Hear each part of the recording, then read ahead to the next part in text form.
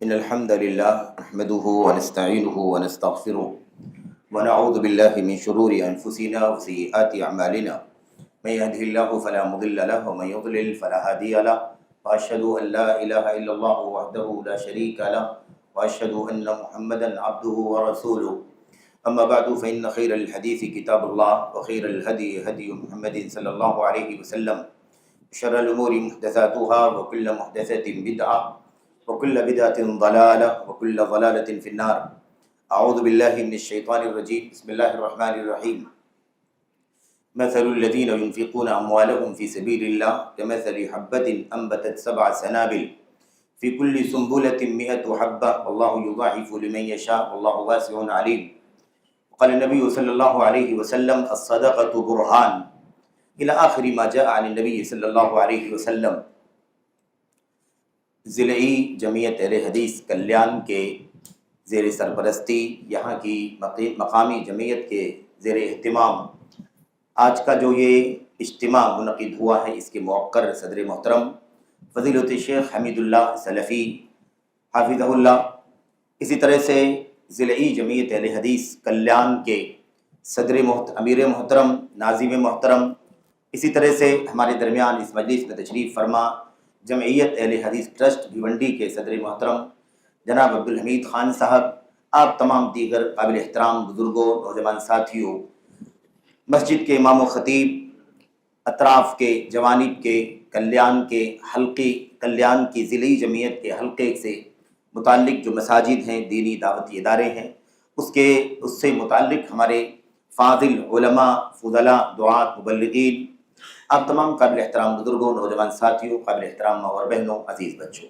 آج کی ہماری اس مجلس کے ہمارے اجتماع کے مہمان خصوصی ہیں فضیلت الشیخ محمد رحمانی بن عبدالحمید الرحمانی حافظہ اللہ، جو ہمارے درمیان تشریف فرما ہے۔ انشاءاللہ تبارک و تعالیٰ ان کا خطاب بھی ہونا ہے اور آپ انشاءاللہ تبارک و تعالیٰ اس سے مستفید ہوں گے، ہم سب مستفید ہوں گے۔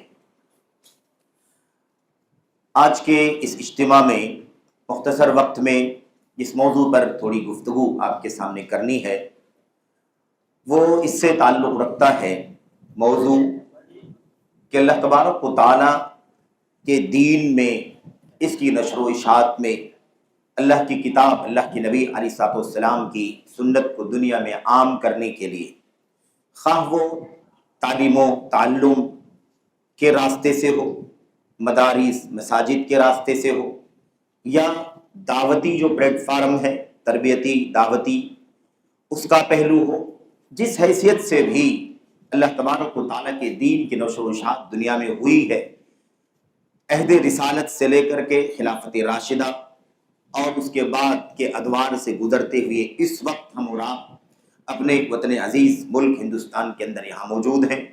ہمارے بڑوں نے، ہمارے پرکھوں نے، جماعت اہل حدیث کے جیانوں نے جو بھی تسلسل کے ساتھ سیرت اور تاریخ ہمارے سامنے چھوڑی ہے، اس کا خلاصہ اور نچوڑ یہ ہے کہ یہ مشن دنیا میں جو عام ہوا ہے، اس میں جہاں علمی صلاحیتوں کی ضرورت رہی ہے، تقوی و طہارت کی ضرورت رہی ہے، اخلاص و للہیت کی ضرورت رہی ہے، وہیں اس کے ساتھ ساتھ مادی تقاضوں کو پورا کرنے کی بھی ضرورت نہیں ہے۔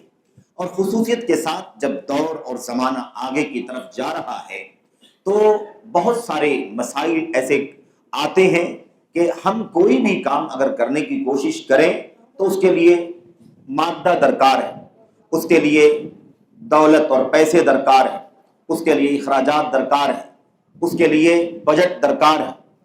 تو اللہ تبارک و تعالیٰ کے دین کی نشر و اشاعت کا جو مشن ہمیں قرآن کریم سے، اللہ کے نبی علیہ الصلوۃ والسلام کی سنت سے ملا ہے، صحابہ کرام کی سیرت سے ملا ہے، اگر ہم اللہ کے کلام کی آیات پر غور کریں، اللہ کے نبی علیہ الصلوۃ والسلام کی سنتوں پر غور کریں، حضرات صحابہ کرام اور تابعین کی زندگیوں کو اپنے سامنے رکھیں، تو یہ مسئلہ بھی بہت واضح طور پر ہمارے سامنے آتا ہے کہ میرے بھائیوں، جہاں علم والوں سے علمی صلاحیت کی ضرورت ہے، وقت والوں سے وقت کی صلاحیت کی ضرورت ہے، وہیں مال والوں سے مال کی ضرورت ہے، اہل خیر سے مال خرچ کرنے، اللہ تبارک و تعالیٰ کی راہ میں سخاوت، فیاضی اور دریا دلی کا مظاہرہ کرنے کی بھی ضرورت ہے۔ اس میں کوئی شک نہیں ہے کہ اللہ تبارک و تعالیٰ کا دین جو یہاں تک پہنچا ہے، وہاں مختلف صلاحیتوں کے ساتھ آپ سوچیں کہ تعلیم و تربیت اور دعوت کا مرحلہ آگے بڑھا، یہاں تک کہ میدان کارزار میں نکل کر کے جہاد فی سبیل اللہ، فساد نہیں، جہاد فی سبیل اللہ، یہ مشن بھی الحمدللہ تاریخ کے ادوار میں عہد رسالت اور خلافت راشدہ اور بعد کے دور میں قائم رہا، اور یہ سلسلہ قیامت تک قائم رہے گا۔ لیکن آپ سوچیں کہ ان تمام صلاحیتوں کے ساتھ ساتھ اس مشن کو آگے بڑھانے کے لیے مال خرچ کرنے کی بھی ضرورت ہے۔ اللہ تبارک و تعالیٰ کے نیک بندوں نے، فیاضوں نے، سخی اور اہل ثروت نے، مخیرین نے، محسنین نے ہر دور میں، ہر زمانے میں اللہ تبارک و تعالیٰ کی کتاب نبی کریم صلی اللہ علیہ وسلم کی سنت اور حضرات صحابہ کرام کے مشن کو دنیا میں عام کرنے کے لیے اپنے درہم و دینار کا انفاق بھی کیا، درہم و دینار خرچ کیے، اپنی طرف سے جو کچھ ممکن تھا، جس سے جتنا کم یا زیادہ ممکن تھا، لوگوں نے اللہ تبارک و تعالیٰ کے دین کے لیے خرچ کیا۔ ہمارے سامنے اگر 1000، 20,000، 30,000، 40,000 درہم و دینار خرچ کرنے کی مثالیں تاریخ کے اندر ملتی ہیں، تو ان صحابہ کرام کی بھی مثال ملتی ہے جن کے پاس جن کی حالت اچھی نہ تھی اور وہ بہت زیادہ کشادگی کے ساتھ اللہ کی راہ میں مال خرچ کرنے کی پوزیشن میں نہ تھے، تو وہ آدھا کلو، 1 کلو جو اللہ تبارک و تعالیٰ کی راہ میں اسی توحید و سنت کی مشن کو دنیا میں عام کرنے کے لیے، پھیلانے کے لیے، پہنچانے کے لیے، اللہ تبارک و تعالیٰ کی رضا کے لیے، خوشنودی کے لیے خرچ کیا کرتے تھے۔ منافقین ان کا مذاق اڑایا کرتے تھے کہ یہ آدھا کلو، 1 کلو جو سے کیا ہوگا، آدھا کلو، 1 کلو غلہ اور اناج خرچ کرنے سے کیا ہوگا۔ لیکن ظاہر سی بات ہے، مسئلہ یہ نہیں ہے کہ کم یا زیادہ، جس کی جو حیثیت ہے، جسے جو اللہ تبارک و تعالیٰ نے طاقت دی ہے، صلاحیت دی ہے، اس اعتبار سے وہ اللہ تبارک و تعالیٰ کی راہ میں مال خرچ کرے، یہ اللہ تبارک و تعالیٰ کو مطلوب ہے۔ میرے بھائیوں، میں اس پہلو پر بہت اختصار کے ساتھ، آج بہت ہی اختصار کے ساتھ، کیونکہ ایک دوسرے درس سے بھی ارتباط ہے، اس لیے زیادہ وقت نہیں ہم دینے کی پوزیشن میں ہیں، مختصر طور پر ہی چند باتیں اللہ کے کلام کی آیات کی روشنی میں، اللہ کے نبی علیہ الصلوۃ والسلام کی سنتوں کی روشنی میں، اور چند ایک حوالوں اور کی طرف اشارے کے ذریعے سے یہ بات میں عرض کرنا چاہتا ہوں۔ میرے بھائیو، خلاصہ کیا ہے عنوان کا؟ اللہ تبارک و تعالیٰ کی دین کے لیے، تعلیم و تربیت کے لیے، دعوت کے لیے، نشر و اشاعت کے لیے، دینی اداروں کے لیے، مساجد کے لیے، تعلیم و تربیت کے دیگر سورسز اور پلیٹ فارموں کے لیے ہم کو، آپ کو جہاں تعلیم، علم اور دیگر صلاحیتوں کے خرچ کرنے کی ضرورت ہے، وہیں پر اہل ثروت سے مال خرچ کرنے کی بھی ضرورت ہے۔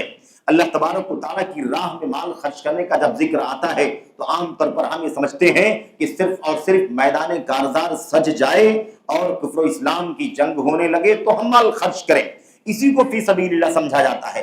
ایسا نہیں ہے، فی سبیل اللہ میں کتنی ساری چیزیں آتی ہیں۔ آپ دیکھیے، اللہ تبارک و تعالیٰ فرماتا ہے وَمَنْ أَحْسَنُ قَوْلًا مِّمَّنْ دَعَا إِلَى اللَّهِ، اللہ کی طرف جو دعوت دے، اللہ کی طرف جو بلائے، اس کا تذکرہ ہے کہ اس سے اچھی بات کرنے والا کوئی نہیں ہو سکتا۔ اللہ کے نبی محمد رسول اللہ صلی اللہ علیہ وسلم کو اللہ کی طرف سے حکم ہو رہا ہے ادعو الی سبیل ربک بالحکمت والموعظۃ الحسنہ وجادلہم باللتی ہی احسن۔ تو کیا فرمایا؟ الی سبیل ربک، آپ کے رب کے راستے کی طرف۔ وہی رب کا راستہ ہے جس کو ہم اللہ کا راستہ کہتے ہیں۔ اللہ کا راستہ کہیں، اللہ تبارک و تعالیٰ کا راستہ کہیں، رب کا راستہ کہیں، وہ راستہ وہی ہے جس راستے کی بات ہو رہی ہے۔ یاد رکھیں، جو میدان کارزار اور جنگ اور جہاد میں مال خرچ کرنے کی بات ہوتی ہے، وہ اسی تعلیم و تربیت اور دعوت کا اگلا قدم ہے، اس کے بعد کا قدم ہے، آخری قدم ہے۔ ورنہ پہلے کیا ہے؟ زبان سے، قلم سے دعوت کا، تعلیم کا، تربیت کا، اللہ تبارک و تعالیٰ کی توحید کا، نبی کی سنت کا، اور حق اور حلال کا، اسلامی شریعت کا، مسائل کا، ان تمام چیزوں کا میرے بھائیوں اس کی نشر و اشاعت ہونی چاہیے، اس کا چرچا ہونا چاہیے۔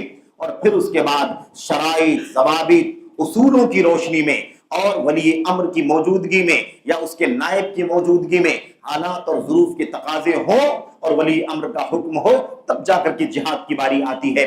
آج مسئلہ یہ ہے، اسی تعلیم و تربیت کی کمزوری کی بنیاد پر، دعوت سے عدم وابستگی کی بنیاد پر، علم اور اہل علم سے دوری کے نتیجے میں صورتحال یہ ہے کہ ہمارا نوجوانوں کا خاص طور پر ایک طبقہ یہ سمجھتا ہے کہ سب سے پہلے جہاد ہے، سب سے پہلے اللہ تبارک و تعالیٰ کی راہ میں لڑنا ہے، سب سے پہلے یہ کر دینا ہے، وہ کر دینا ہے۔ اسے نہیں معلوم کہ شروعات وہاں سے نہیں ہوتی، وہ آغاز نہیں ہے بلکہ وہ اینڈ ہے، اختتام ہے۔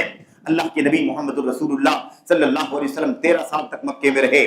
آپ نے تعلیم کا، تربیت کا چھپ کر کے، کھل کر کے مشن دنیا کے اندر عام کیا. ساری تفصیلات آپ کے سامنے ہے. چاہے مکے کے اندر میرے بھائیوں ارقم بن ابو الارقم کا گھر ہو، یا کوئی اور چھپ چھپا کر کے دعوت و تعلیم و تربیت کا کام کیا جانے والا موقع ہو، یا اللہ کے نبی علیہ السلام نے بعد کے دور میں ہجرت سے پہلے جو بھی تعلیم و تربیت کو عام کرنے کے لیے اس سلسلے کی کوششیں فرمائیں، یہ سارا سلسلہ چلتا رہا.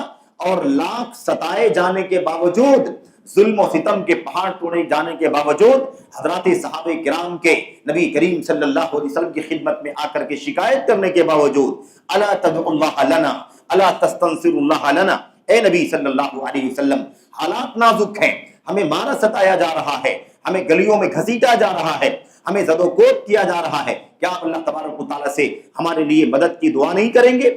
آپ اللہ تبارک و تعالیٰ سے ہمارے لیے نصرت کا سوال نہیں کریں گے؟ اللہ سے دعا نہیں کریں گے؟ اس طرح سے بے چینی کی صورتحال ہو جاتی تھی کبھی کبھی. لیکن اللہ کے نبی صلی اللہ علیہ وسلم کو اللہ تبارک و تعالیٰ کی طرف سے جہاد کے لیے میدان کارزار میں نکلنے اور سیف و سنان کے ذریعے سے لڑنے کی اجازت نہیں دی گئی. کس پر اکتفا کیا گیا؟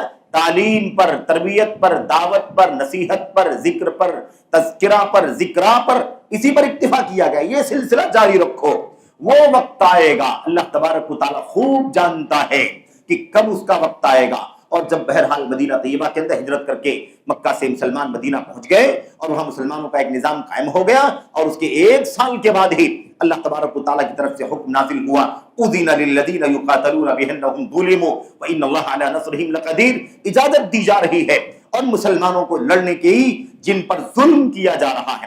تو پتہ یہ چلا کہ ہمارا نوجوان سمجھتا ہے کہ سب سے پہلے لڑنا ہے، اور اسی چکر میں علم نہ ہونے کی وجہ سے، علماء سے وابستگی نہ ہونے کی وجہ سے، اور نااہل، آؤٹ سائڈر، ان نون، مجہول لوگوں سے وابستگی کی وجہ سے نتیجہ یہ ہو رہا ہے کہ جہاد کے نام پر دنگے اور فساد اور آتنک سے وابستہ ہو جاتا ہے، اور اس کے بعد ہر طرح کا دینی، دنیوی، معاشی، معاشرتی، سماجی، عائلی، خاندانی ہر طرح کا نقصان کرنے کا سبب بن جاتا ہے.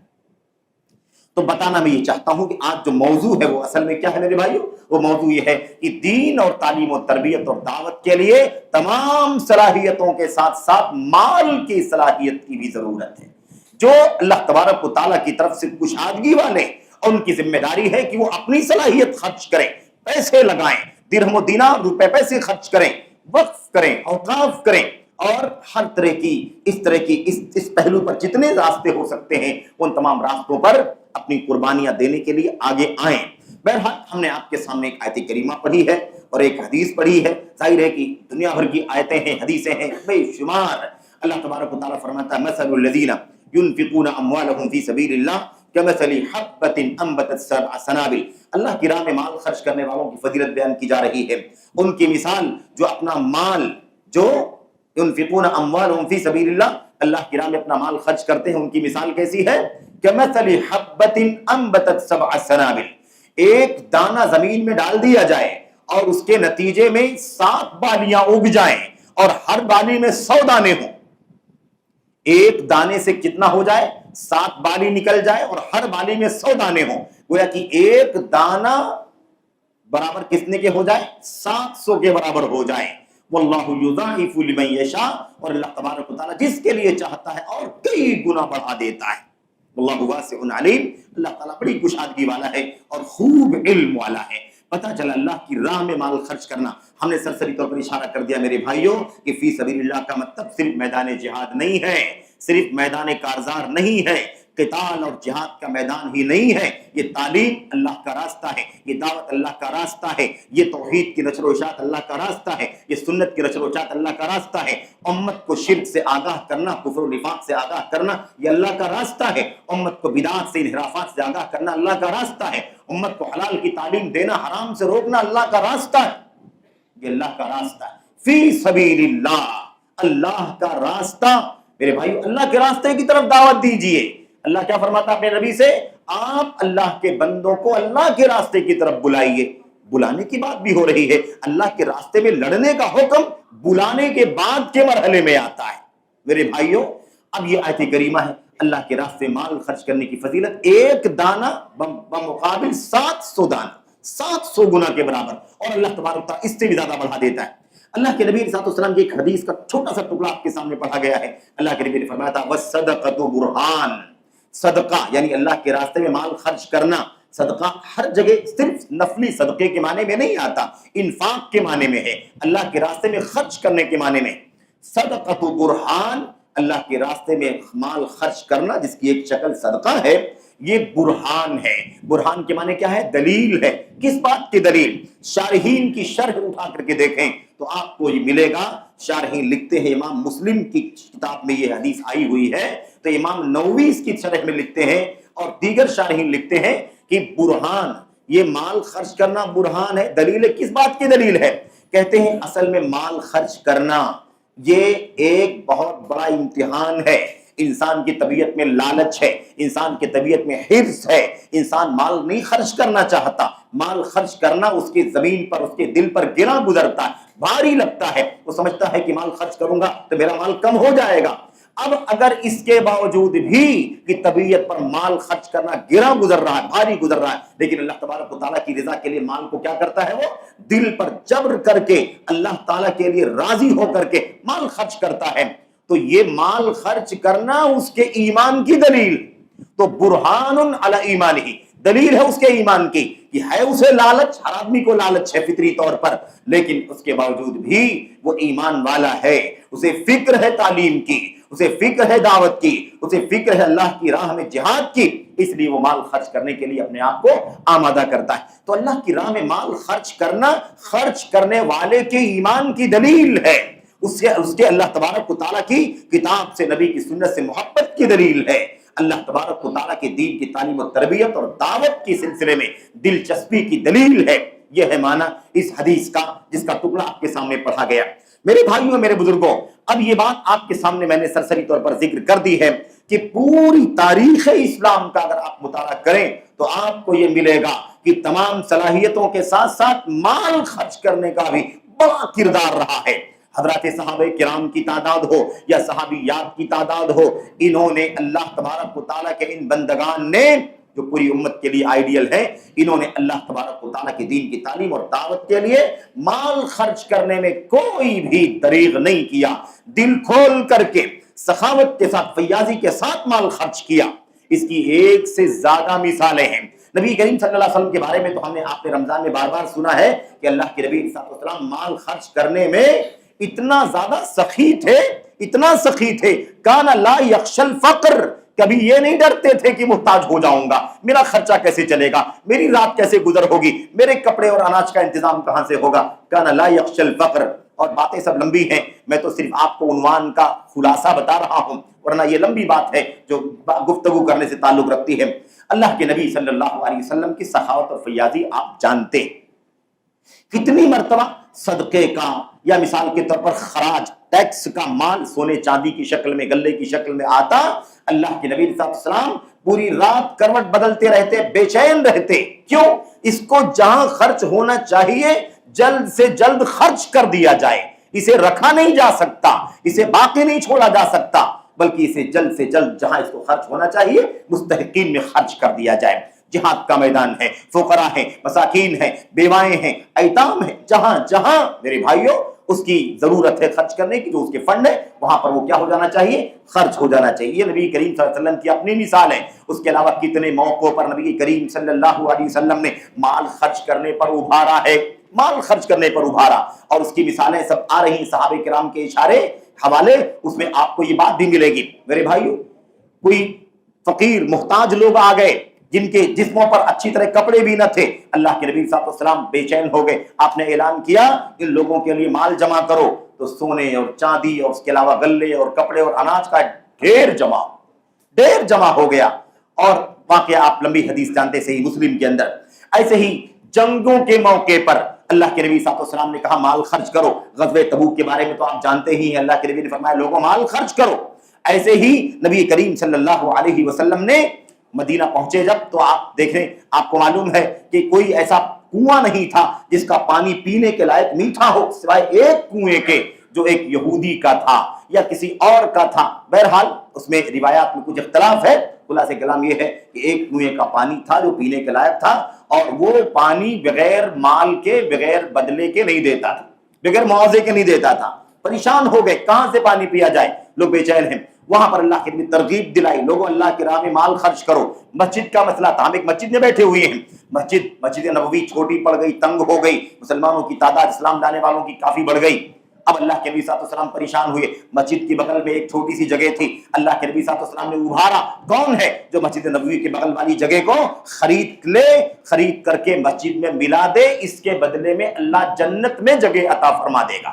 اس طرح سے آپ نے ترغیب دی، اور میں اشارہ کرنا چاہتا ہوں کہ خرچ کرنا اللہ کے لیے، اللہ کے دین کے لیے، چاہے وہ مسجد ہو، چاہے وہ جہاد ہو، چاہے وہ تعلیم و تربیت ہو، ہر مشن کے لیے اللہ کے نبی نے مال خرچ کرنے کی ترغیب دی ہے۔ اگر صحابہ کرام کا عملی نمونہ دیکھیں تو جنگیں، میرے بھائیوں، غزوہ تبوک کے موقع پر حضرت عثمان غنی کا واقعہ ساری دنیا جانتی ہے۔ نبی کریم صلی اللہ علیہ وسلم نے اعلان کر دیا، آپ نے فرمایا مال خرچ کرو، کون ہے؟ جیش العسرہ کے لیے، تنگی والے لشکر کے لیے، اور لمبا پس منظر ہے اس کا، سخت گرمی کا موسم، کھجوروں کے پکنے کے حالات، اور بالکل چلچلاتی دھوپ، لیکن جنگ کرنے کے لیے نکلنا ہے، نہیں ہے وسائل۔ اللہ کے نبی صلی اللہ علیہ وسلم نے اعلان کر دیا، حضرت عثمان غنی رضی اللہ تعالیٰ عنہ 300 اونٹ لے کر کے آ گئے، 300 اونٹ، وہ بھی سجے سجائے، رسی کے ساتھ اور بیٹھک کے ساتھ اور زین کے ساتھ اور تمام وسائل جو کچھ لگتے ہیں تمام کے ساتھ، 300 اونٹ، 300 بعیر، 300 اونٹ، اور 1000 دینار سونے کے سکے 1000 لا کر کے اللہ کے نبی صلی اللہ علیہ وسلم کی گود میں رکھ دیا۔ اللہ کے نبی صلی اللہ علیہ وسلم اسے اچھالنے لگے اور مارے خوشی کے مچلنے لگے، اور آپ نے فرمایا ما ضر عثمان ما عمل بعد اليوم، آج کی تاریخ سے عثمان جو بھی کریں کچھ بھی انہیں نقصان نہیں پہنچنے والا۔ اتنی بڑی قربانی اللہ تبارک و تعالیٰ کے دین کے لیے، تو اللہ کے دین کے لیے قربانی دینے سے اسلام یہاں تک پہنچا ہے۔ ہر طرح کی قربانی میں مال کی قربانی بھی ہے۔ ابو بکر صدیق رضی اللہ تعالیٰ عنہ، عمر بن خطاب کا مشہور واقعہ سب جانتے ہیں۔ عمر بن خطاب رضی اللہ تعالیٰ عنہ نے جب اللہ کے نبی نے اعلان کیا کہ اللہ کے لیے مال خرچ کرو، عمر بن خطاب کہتے ہیں میں نے سوچا پہلی بار ایسا وقت ہے کہ اللہ کے نبی نے اعلان کیا ہے مال خرچ کرو، اور اس وقت ماشاءاللہ میرے پاس مال ہے بھی، اگر آج میں ابو بکر صدیق سے مقابلہ کر کے آگے بڑھ گیا تو بڑھ گیا، ورنہ ایسا موقع پھر دوبارہ شاید کبھی نہ آئے۔ اور اس کے بعد ہمارے خوشی کے گئے آدھا مال جو بھی درہم و دینار تھا، آدھا لے کر کے اللہ کے نبی کے پاس آ گئے، اللہ کے نبی خدمت میں رکھ دیا، اور اس کے بعد خوش تھے کہ آج تو میں صدیق اکبر سے اللہ کی راہ میں مال خرچ کرنے میں سبقت کر جاؤں گا، آگے بڑھ جاؤں گا۔ تھوڑی ہی دیر کے بعد حضرت اللہ کے نبی صلی اللہ علیہ وسلم نے ان سے پوچھا، بھئی آدھا اتنا سارا لے آئے ہو، بوری بھر کے، تھیلا بھر کے، ما ابقیت لاہلک، گھر والوں کے لیے کیا چھوڑا ہے؟ انہوں نے فرمایا مثلہ، اے اللہ کے نبی جتنا لے کر کے آیا ہوں بالکل اتنا ہی گھر والوں کے لیے چھوڑ کے آیا ہوں، آدھا۔ اتنے دیر میں ایک اس کی دوگنی سے زیادہ بڑی تھیلی بھر کر کے اس عمر بن ابو بکر صدیق رضی اللہ تعالیٰ عنہ لے کر کے آئے، اللہ کے نبی صلی اللہ علیہ وسلم کی خدمت میں رکھ دیا۔ اللہ کے نبی نے پوچھا ما ابقیت لاہلک، اتنا سارا لے آئے، گھر والوں کے لیے کیا چھوڑ کر کے آئے ہو؟ تو انہوں نے کیا جواب دیا تھا؟ ابقیت لہم اللہ ورسولہ، میں نے گھر والوں کے لیے اللہ کو اور اس کے رسول کو چھوڑا ہے، یعنی پورا لے آئے۔ اور جب یہ منظر عمر بن خطاب نے دیکھا تو کہا اللہ کی قسم ہے میں آپ سے کبھی بھی کسی معاملے میں مقابلہ کر کے آگے نہیں بڑھ سکتا، آپ کی تو بات ہی الگ ہے، امت میں آپ کی شان الگ ہے۔ تو یہ مثالیں ہیں میرے بھائیوں، یہی عثمان غنی ہے۔ کنواں خریدنے کا مسئلہ آیا، بیر روما جس کا نام تھا، 30,000 دینار دے کر کے یا درہم دے کر کے خرید لیا اور اسے مسلمانوں کے لیے وقف کر دیا، جاؤ فری میں پانی پیو۔ میرے بھائیوں ایسے ہی حضرت عثمان غنی رضی اللہ تعالیٰ عنہ کا معاملہ ہم نے عرض کیا نا کہ مسجد نبوی کی بغل کی زمین، من یشتری هذه البقعة ببقعة فی الجنہ، اس زمین کے ٹکڑے کو اللہ کی مسجد کے لیے کون خریدے گا؟ اس کے بدلے میں جنت میں زمین کا ٹکڑا ملے گا، یعنی جنت ملے گی۔ عثمان غنی نے اسے خریدا اور خرید کر کے اللہ تبارک و تعالیٰ کے راستے میں اسے دے دیا، اور اللہ کے نبی کو آ کر کے بتایا اللہ کے نبی میں نے خرید لیا، اب اس کی توسیع کا کام کرایا جا سکتا ہے۔ مسجد کی توسیع کا کام ہوا کہ نہیں ہوا؟ مسلمانوں کے مسائل کو حل کرنے کے لیے پیسہ خرچ کرنے کا کام کیا کہ نہیں کیا گیا؟ یہ سارے کام ہیں، اور پھر اسی کے ساتھ ساتھ حضرات صحابہ کرام کی لمبی فہرست ہے. حضرت ابو الدحداح انصاری کا واقعہ ہے, حضرت ابو قتادہ انصاری کا واقعہ ہے, حضرت ام المؤمنین حضرت عائشہ کا واقعہ ہے. ان کے بارے میں ان کے شاگردان بیان کرتی ہیں کہ اللہ کے نبی صلی اللہ علیہ وسلم کی زوجہ حضرت ام المؤمنین عائشہ وہ 1 درہم 1 دینار بھی گھر میں باقی رہنے ہی نہیں دیتی تھی, گھر میں باقی رہنے خرچ ہی کر دیا کرتی. آیا کہ خرچ کرو, بیچے ہی نہیں, اللہ کے راستے میں جائے, اللہ کے راستے میں جائے, اور اس کا جو مصرف ہے اس مصرف میں اسے فوری طور پر کیا کر دیا کرتی تھی, لگا دیا کرتی تھی. بالکل سرسری طور پر بات کر رہا ہوں میں. اور اس کے بعد جو مزید جو بات آپ سے کرنی, حضرت ابو الدحداح انصاری. اب واقعہ لمبا ہے, اس کا خلاصہ یہ ہے کہ حضرت ابو الدحداح انصاری رضی اللہ تعالیٰ عنہ نے ایک باغ کو اپنے پیسوں سے خرید لیا, ایک باغ کو اپنے پیسوں سے خرید لیا, اور آ کر کے اللہ کے نبی صلی اللہ علیہ وسلم سے کہا, اللہ کے نبی آپ اعلان کر رہے تھے کہ کون اس کو خرید کر کے دے دے گا, یہ لیجیے اللہ کے نبی میں نے خرید لیا ہے, اور اب آپ اس باغ کو جس مقصد کے لیے آپ خرچ کرنا چاہتے ہیں آپ اسے خرچ کر دیے.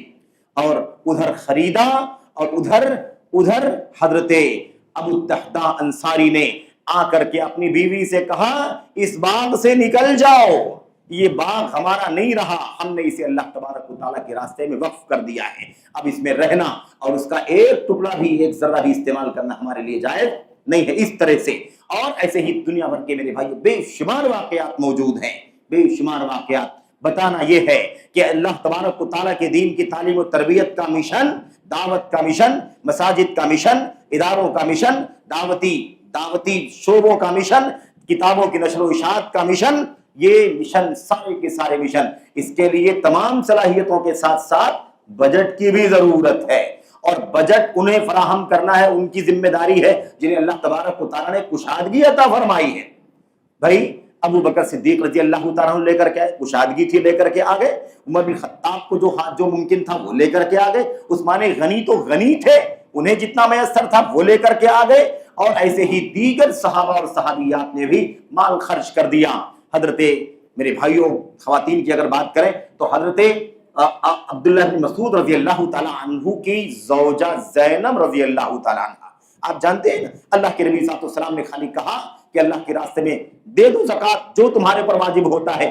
جٹ سے گھر پہنچی اور تھیلا ویلا کھول کر کے جو بھی میسر تھا وہاں سے اپنی زیورات نکالے اور لے کر کے جلدی سے باہر جانے لگی. تو ان کے شوہر نے کہا, واقعہ سب جانتے ہیں, کہاں جا رہی ہو؟ کہا اللہ تبارک و تعالیٰ کے راستے میں یہ زیور دینا ہے, یہ سونی چاندی کا جو زیور ہے. تو اس کے بعد انہوں نے کہا کہ یہ کس کو دینا ہے؟ کہا فلاں غریبوں کو دینا ہے. مجھ سے زیادہ غریب کون ہے, مجھے ہی دے دو, میری ذمہ داری ہے کہ میں تمہارے خرچے کا انتظام کروں, میرے پاس نہیں ہے, تمہارے پاس کشادگی ہے. بہرحال انہوں نے اللہ کے نبی صلی اللہ علیہ وسلم سے پوچھا, اور پوچھ کر کے پھر اپنے شوہر کو دے دیا.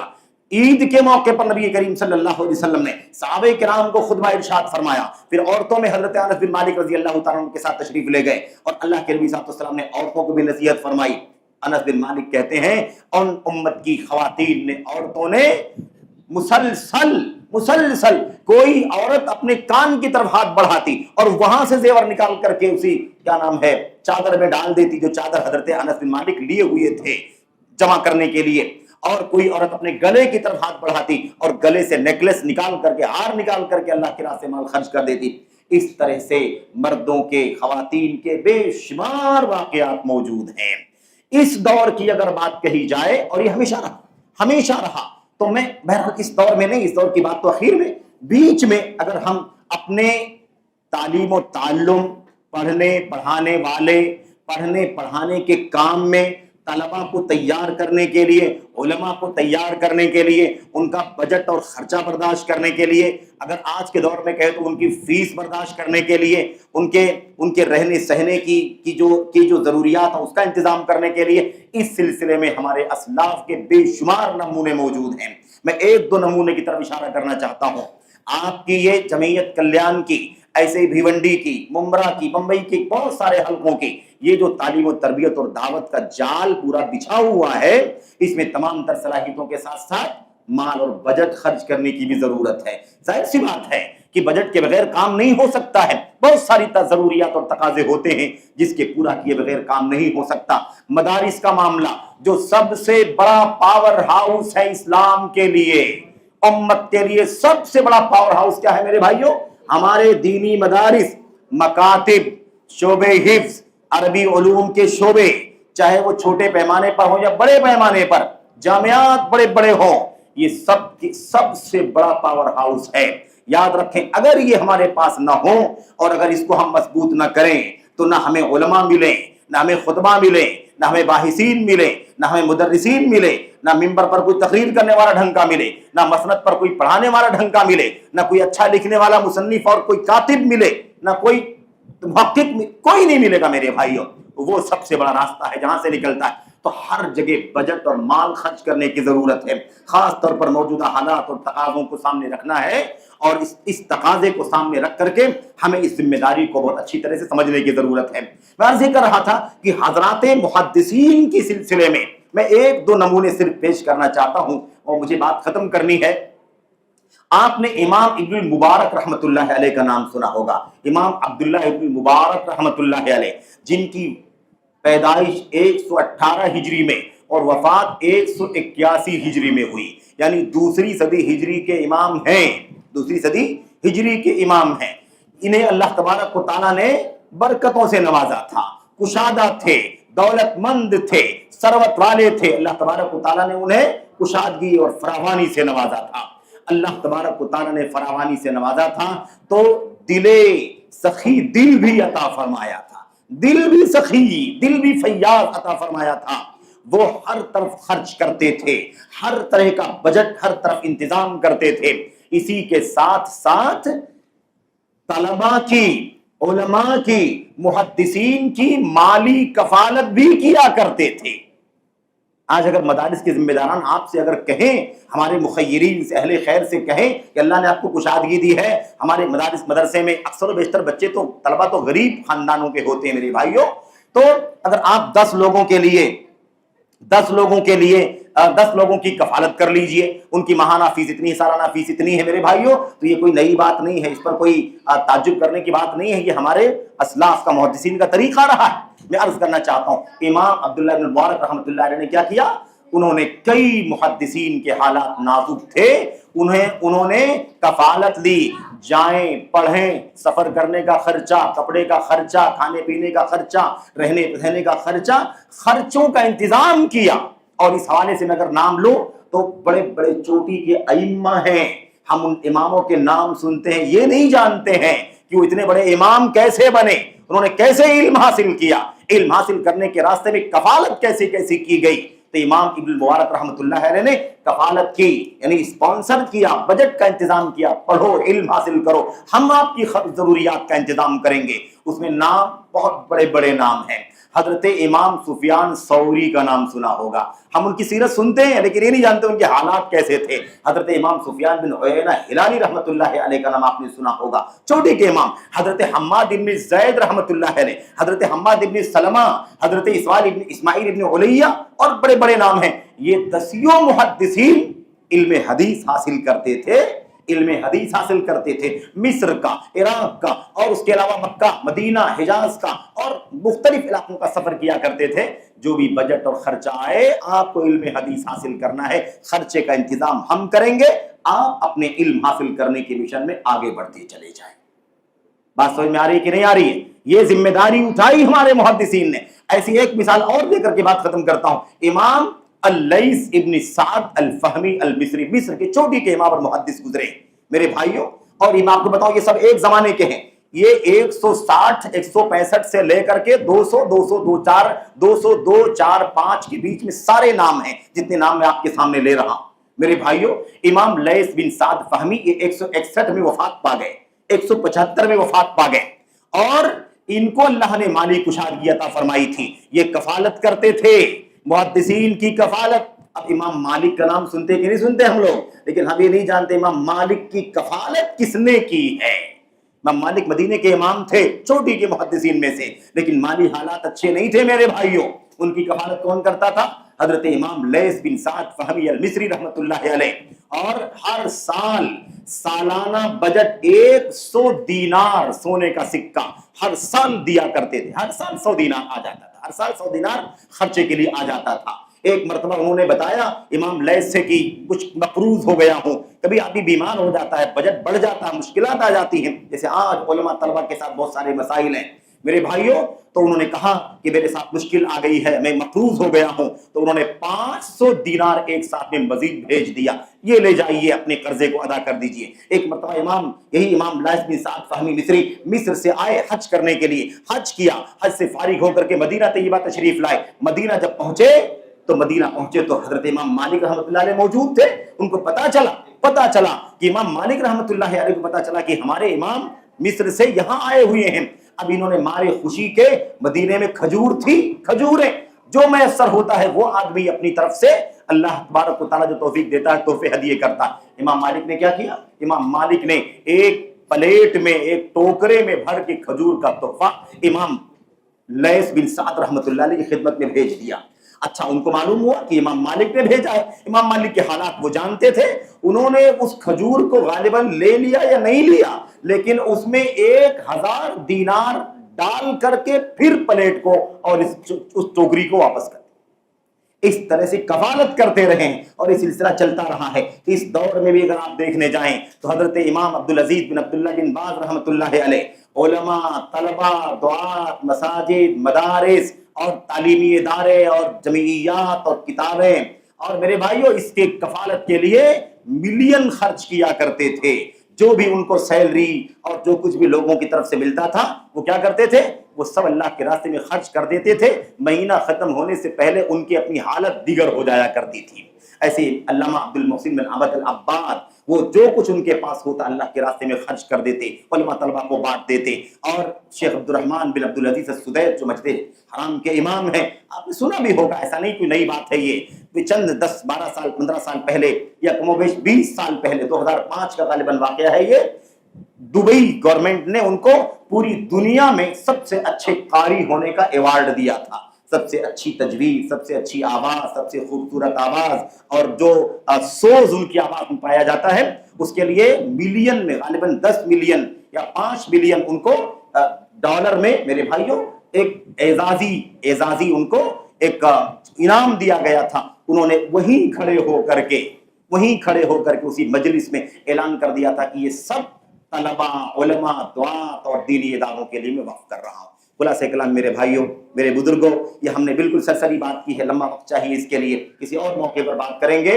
یاد رکھیں، اللہ تبارک و تعالیٰ کی دین اور تعلیم و تربیت کی نشر و اشاعت کے لیے، مساجد مدارس کے لیے بجٹ کی ضرورت ہے۔ میں اپیل کر کے جا رہا ہوں، جنہیں اللہ تبارک و تعالیٰ نے کشادگی عطا فرمائی ہے، وہ کسی کے آنے اور آ کر کے منت سماجت کرنے کا انتظار نہ کریں۔ آپ کی خود ہی ذمہ داری ہے کہ جہاں جہاں آپ ضرورت دیکھ رہے ہیں وہاں آپ خود آگے بڑھ کر کے یہ ذمہ داری ادا کریں۔ اللہ تعالیٰ آپ کو برکتوں سے نوازے، اللہ تبارک و تعالیٰ آپ کی قربانیوں کو قبول فرمائے، اللہ تبارک و تعالیٰ جمعیت اور جماعت کی اس سرگرمی کو اللہ تبارک و تعالیٰ ہم سب کے نام اعمال کا حصہ بنائے، اور اللہ عز و جل اس کا نیک صلہ بدلہ دنیا میں آخرت میں عطا فرمائے۔ آمین رب العالمین، وصلی اللہ وسلم وبارک علی نبینا محمد وعلی آلہ وصحبہ اجمعین۔ السلام علیکم۔